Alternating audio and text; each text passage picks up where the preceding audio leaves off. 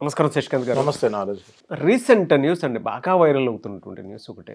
ఎక్కడో పెట్టినటువంటి ఒక చిన్న food stall CM Revanth Reddy గారి దాకా వెళ్ళటం ఉన్నట్టు ఆ న్యూస్. కుమారి ఆంటీ హోటల్ అని చెప్పేసి గూగుల్లో సెర్చ్ చేస్తే ఇమేజెస్ దగ్గర నుంచి అంటే అది స్టార్ట్ అయినప్పుడు ఫుడ్ స్టాల్ ఏ విధంగా ఉంటుందో తెలియదు, కానీ వన్స్ సోషల్ మీడియాకి వచ్చేసిన తర్వాత అది వైరల్ అవటం, తర్వాత ట్రోల్ అవటం, దాని తర్వాత దాని మీద ఇష్యూ అవటం, మళ్ళీ సీఎం రేవంత్ రెడ్డి గారి దాకా వెళ్ళటం, ఆ న్యూస్ రకరకాల కథనాలు అయితే వింటూ ఉన్నాం. అసలు ఏం జరిగింది? తాకట్టులో ఉన్న బంగారాన్ని విడిపించి ఆ రోజు ఆన్లైన్ రేటుకే మేము కొంటాం. Sharma gold company. Kumari aunty అనే ఆమె స్ట్రీట్ షాప్లో ఫుడ్ అంటే మీల్స్, మధ్యాహ్నం పూట వైట్ రైస్, చికెన్ కర్రీ, ఎక్కువ ఈ ఆప్షన్సే ఉంటాయి ఏది స్ట్రీట్ ఫుడ్లో. ఇప్పుడు మనం ఇక్కడి నుంచి వెళ్తున్నప్పుడు ఇనార్బిట్కి వెళ్ళే దారిలో లెఫ్ట్ సైడ్లో లైన్గా ఒక 35 షాప్స్ ఉన్నాయి. ఓకే, ఇది ఈ మధ్యకాలంలో వచ్చిన షాప్స్ ఇవన్నీ. ఆ ల్యాండ్ అంతా కూడా టీఎస్ ఐఏఎస్సికి సంబంధించిన ల్యాండ్. ఇప్పుడు మనం చూస్తే ఈ 35 షాపులు లైన్గా ఉంటాయి. ఈ షాపులు వెనకాల ఒక ఓపెన్ స్పేస్ ఉంటుంది, దాని పక్కన అన్ని పెద్ద పెద్ద బిల్డింగ్స్, మళ్ళీ మల్టీనేషనల్ కంపెనీస్ బిల్డింగ్స్ అవి. ఓకే, సో ఈ ఓపెన్ స్పేస్లో టీఎస్ ఐఏఎస్సి వాళ్ళు అలాట్ చేద్దాం అనుకొని వీళ్ళని ఖాళీ చేయమని నోటీసులు కూడా ఇస్తాం జరిగింది. వీళ్ళు వెళ్ళి ఏం చేశారంటే 30 షాపులు మా బతుకుతారు ఇదే అని చెప్పి హైకోర్టు నుంచి స్టే తెచ్చుకున్నారు. ఓకే ఓకే, మన భారతదేశంలో అడ్వాంటేజ్ ఏంటి అంటే ఒక్కసారి ఏదైనా ఆక్యుపై చేసి నా బతుకుతెరు ఇదే అంటే మాత్రం వాళ్ళని మళ్ళీ మనం ఏం చేయలేము. Until or unless we show them the equal opportunity at a competitive place, వీళ్ళని అంత ఈజీగా ఖాళీ చెప్పలేము. ఇప్పుడు చూడండి, ఈ 30 షాపులలో వెళ్ళి స్టే తెచ్చుకున్నారు. సరే, అది లీగల్ ఆస్పెక్ట్. ఈ కుమారి ఆంటీ ఏం చేసింది అంటే కంటిన్యూగా ఈమె ఏమైతే అమ్ముతుందో యూట్యూబ్లో ఇంటర్వ్యూలు ఇస్తాము, ఓకే, దాన్ని మళ్ళీ వైరల్ చేసుకుంటాము ఈమె బిజినెస్ పెంచుకుంటానికి.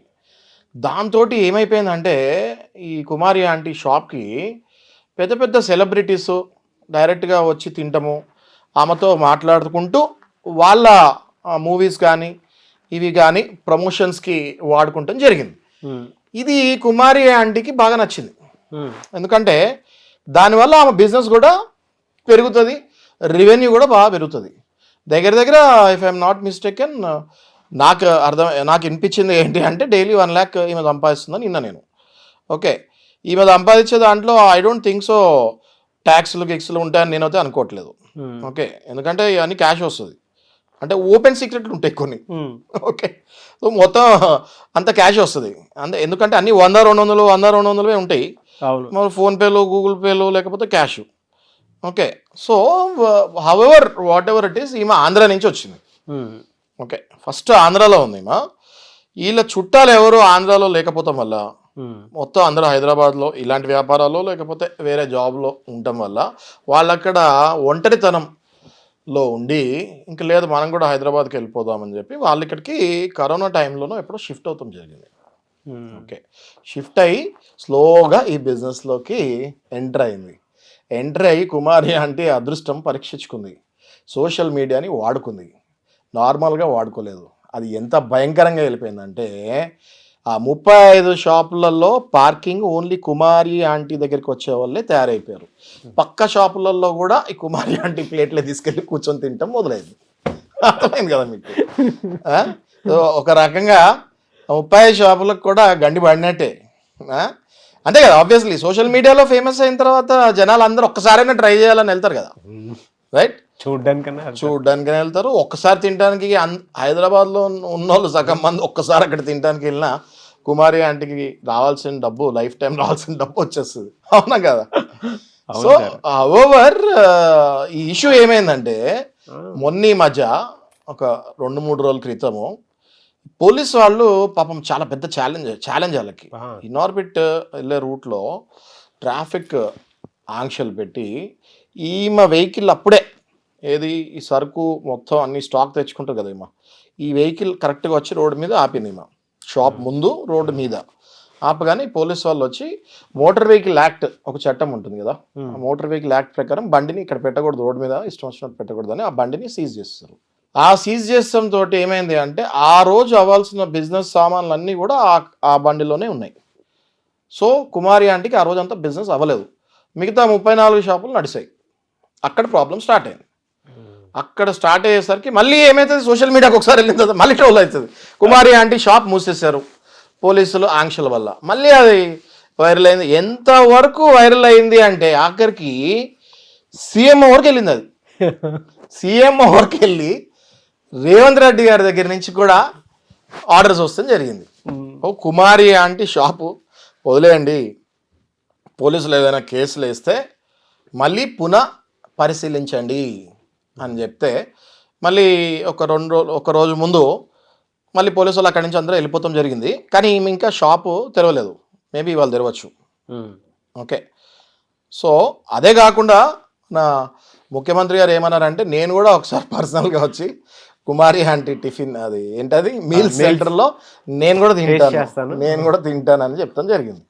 దాంతో కుమారి ఆంటీ మరింత వైరల్ అయిపోయి ఇప్పుడు సీఎం రేవంత్ రెడ్డి గారు కూడా కుమారి నోటెమ్మట కూడా కుమారి ఆంటీ పేరు వచ్చేసరికి ఇంక కుమారి ఆంటీకి ఇంకా తిరగలేదు. ఓకే, అసలు ఇప్పుడు ఆ ల్యాండ్ టీఎస్ఐఎస్ ల్యాండ్ ఏదైతే ఉందో అది ఇంకా స్టే ఎన్ని రోజులు ఉంటుందో మరి దీనివల్ల కూడా మనకి డౌటే. సో మొత్తానికి కష్టపడితే ఏది అసాధ్యం కాదు అని కుమారి ఆంటీ తేల్చి చెప్పింది. హైదరాబాద్లో ఎంతోమంది బతకలేక, ఏది హైదరాబాద్లో పుట్టి పెరిగిన వాళ్ళు, ఎంతో డబ్బున్న ఫ్యామిలీల్లో పుట్టి పెరిగిన వాళ్ళు వ్యసనాలకి బానిసలై బిజినెస్లు వాళ్ళ తండ్రి లేకపోతే వాళ్ళ అన్నలు స్థాపించిన బిజినెస్లను కూడా ముందుకు తీసుకెళ్ళలేక, ఎంతోమంది చదువుకున్న వాళ్ళు బిజినెస్లో జాబులు సరిగ్గా చేయలేక నాశనం అయ్యే దీంట్లో చూస్తే కుమారి అంటే ఏమి చదువు సంధ్య లేకుండా ఒక నార్మల్ పల్లెటూరు నుంచి వచ్చిన అమ్మ హైదరాబాద్లో నేను ఇన్ని లక్షలు సంపాదిస్తున్నానని ప్రూవ్ చేసింది. So hats off to Kumari aunty, no doubt about it. ఇప్పుడు యూఎస్లో ఉన్న వాళ్ళు కూడా అంత సంపాదించట్లేదు, అవును కుమారి ఆంటీ సంపాదించినట్టు యూఎస్లో కూడా సంపాదించట్లేదు. సో రేవంత్ రెడ్డి గారు మరి రిప్లై పెడతాంలో ఆశ్చర్యమే లేదు, ఆయన కూడా అర్థమైంది మరి షీ సంథింగ్ స్పెషల్ అని, అందుకే నేను కూడా వచ్చి తింటా అంటాడు ఆయన. కుమారి అంటే హోటల్ ఒక బ్రాండ్ పడిపోయింది చాలా మంది. ఇప్పుడు మనం కూడా వెళ్ళి తినాలి నారాజు గారు, డెఫినెట్ గా షో అయిన తర్వాత వెళ్దాం మనం కూడా. Sure sir.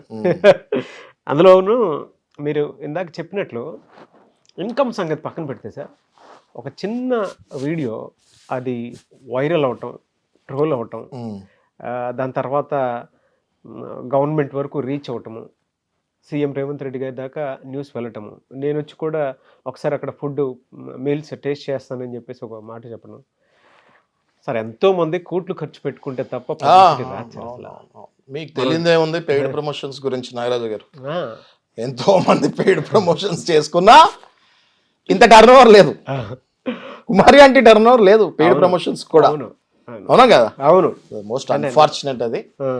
బట్ పెద్ద పెద్ద సీఈఓలకి ఈమె టగ్ ఫర్ కాంపిటీషన్ ఇచ్చింది. సో ఇదైనా చూసి వాళ్ళు కొంచెం పెయిడ్ ప్రమోషన్స్ ఆపి టేస్ట్ మీద ఫోకస్ చేయాలంటున్నారు.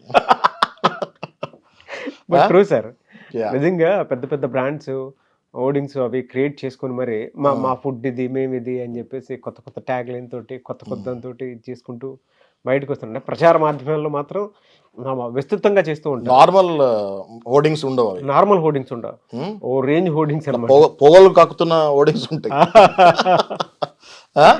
స్టార్ హీరోలు సైతం అక్కడికి వెళ్ళి నేనే ప్రమోషన్ కి దిగుతున్నాను నీ దగ్గరికి అని చెప్పేసి వెళ్ళేంత పరిస్థితి వచ్చింది. సీఎం రేవంత్ రెడ్డి గారే వెళ్ళి టేస్ట్ చేస్తాను అన్నారు అని అంటే అయిపోయింది మరి అంటే దిశ మారింది. మరి చాలా మందికి అంటే ఏంటంటే సార్ కొంచెం ఉంటది కదా, ఆవిడకి వచ్చినటువంటి పబ్లిసిటీని చూసి ఓరలేనితనం ఉండేటువంటి ఇంకా ఇవన్నీ కాంపిటీషన్ అండి.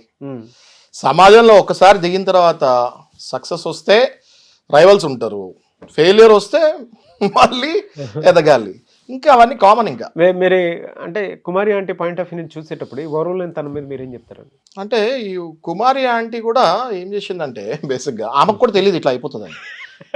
ఓకే, ఇప్పుడు మీరు కూడా అర్థం చేసుకోండి నారాజు గారు, కుమారి ఆంటీ కూడా సీఎం రేవంత్ రెడ్డి గారి వరకు ఈమె షాప్ కథ వెళ్తుందని అనుకుంటుందా? అసలే ఆయన మొన్ననే ముఖ్యమంత్రి అయిన 4 రోజులు అయింది. ఆయన ఉండే షెడ్యూల్లో ఈ షాప్ గురించి సీఎం ఆఫీస్ వరకు వెళ్తుంది అనేసి కుమారి ఆంటీ 100% అనుకొని ఉండదు. ఆమె హార్డ్ వర్క్, ఆమె చిన్న చిన్న వేసిన యూట్యూబ్లో వైరల్ అయిన వీడియోస్ ఆమెను వాడుకున్నారు కొంతమంది సెలబ్రిటీస్ వచ్చి, అక్కడ తిని ఇది చాలా బాగుంది మన మూవీ ఎప్పుడు వస్తుంది అట్లా వాడుకుంటాం జరిగింది. సో ఇంకా ఓర్వలేనితనం అంటారా, ఆ పక్కన 34 షాపులను అడిగితే తెలుస్తుంది. ఓకే, మీ మీ మీ ఫీలింగ్ ఏంటి అని. సో మనం ఎలాగో తినడానికి వెళ్తాం కాబట్టి అప్పుడు అడుగుదాం. డెఫినెట్గా ఎలాగైనా ఉంటారు నాగరాజు గారు. ఓకే, డెఫినెట్గా కాంపిటీషన్ ఉంటుంది, జెలసీ పీపుల్ ఉంటారు, ఇవన్నీ కామన్ సొసైటీలో. ఇందాక మీరు ఒక మాట అన్నారు సార్, క్వాలిటీ మీద టేస్ట్ మీద ఎప్పుడైతే మన పనిని దాని మీద పెడతామో ఆటోమేటిక్గా దాని తగ్గట్టే పబ్లిసిటీ వస్తుంది. కరెక్ట్. ఆమె పొట్ట చేతిలో పట్టుకొని వచ్చింది కొన్ని ఏళ్ల క్రితం. 30,000 ఇన్వెస్ట్మెంట్ తోటి స్టార్ట్ చేసింది ఆమె. నేను ఎక్కడో చూస్తాం జరిగింది అది 30,000. ఆ 30,000 కూడా ఎవరో ఇచ్చారు ఈమెకి, సరే నువ్వు బిజినెస్ పెట్టుకో అని. ఓకే, ఆ 30,000తోనే బిజినెస్ స్టార్ట్ చేసి లక్షల కోట్ల టర్న్ ఓవర్కి వెళ్ళిపోయింది ఆమె. జస్ట్ ఇమాజిన్, ఆమె మాట్లాడే పద్ధతి, ఆమె రిసీవ్ చేసుకునే పద్ధతి, ఆమె టేస్ట్, నో కాంప్రమైజ్, కష్టం మెయిన్, అన్నిటికంటే ఎక్కువ ఆమె కష్టం వల్లనే ఇవన్నీ అవుట్పుట్ వస్తుంది. ఆమె కష్టపడకపోతే ఇవన్నీ అవుట్పుట్ రావు కదా. ఒక కష్టపడే వాళ్ళకి తిరిగి లేదండి నాగరాజు గారు. అది మనము మార్కెట్లో అది అది అది అది నాకు తెలిసి ఎందుకంటున్నా అంటే, ఇప్పుడు మన రేవంత్ రెడ్డి గారు కూడా కష్టపడే ముఖ్యమంత్రి అయ్యారు, దానివల్ల ఆయన కూడా కనెక్ట్ అయ్యారని అనుకుంటున్నాం. అవును అవును కదా. అసలు ఎవరైనా అనుకున్నారా అండి రేవంత్ రెడ్డి ముఖ్యమంత్రి అవుతారని?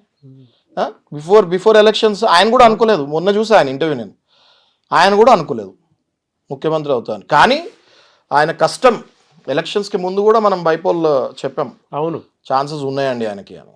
ఆయన కష్టము, ఆయన ఎంతమంది కమెంట్స్ వేసినా కూడా ఆయన ఒకటే గురి ఇట్లా పెట్టుకొని వెళ్ళాడు, అయిపోయాడు. సో సిమిలర్లీ ఈయన కూడా కనెక్ట్ అయ్యారు ఆయనకి, ఆమెకి. అవును. ఎనీవేస్ థ్యాంక్ యూ అండి.